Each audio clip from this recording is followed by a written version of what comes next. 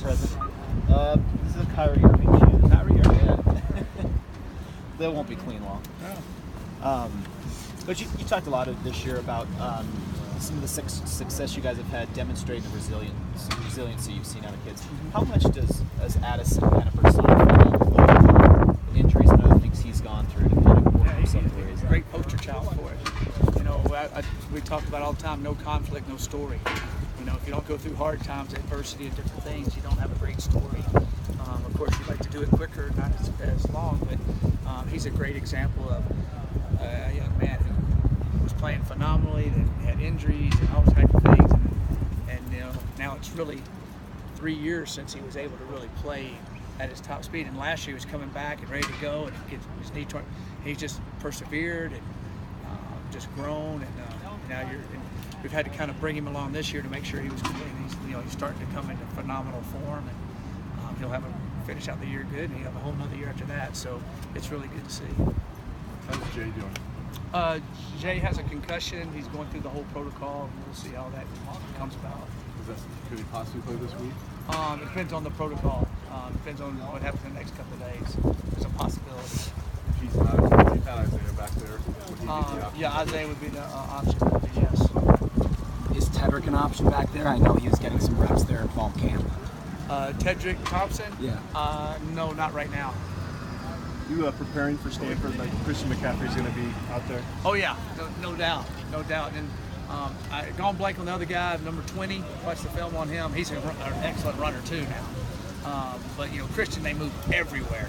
So and getting the ball a lot of different places. We're definitely preparing for Christian to be there for sure. Talk about your cornerbacks. I know they're obviously older. Coming after you.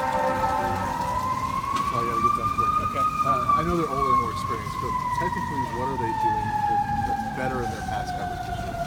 Well, you know, they did decent last year, and they're making plays. And then of course our receiving core has gotten better. So when your competition in practice every day has gotten better, then you get better. So that's a combination of how that happens.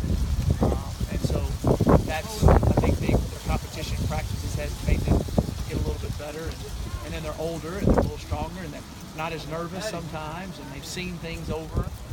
So I think that helps a lot. And, we're getting good pass rush too. So that's been a big thing. How much, obviously those two groups help each other, but how much does that allow you guys to do more things up front when they're covering like they are?